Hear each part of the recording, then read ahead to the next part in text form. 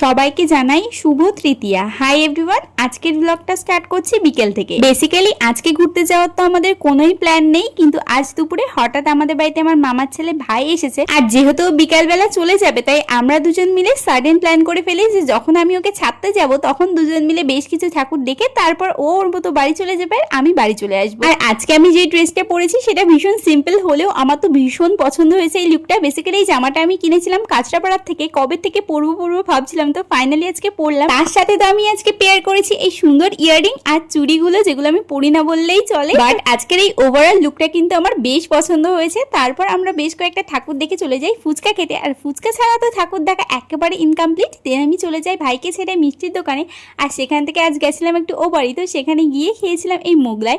আর বাড়ি আসি আমি ওই 8:30টার দিকে। তো বাড়ি আসার সময় মায়ের জন্য নিয়ে এসেছিলাম চাউমিন, তো সেখান থেকে একটুখানি খেয়েছিলাম। তো আমার তৃতীয়ার দিনটা তো এইভাবেই কাটলো। তো চলো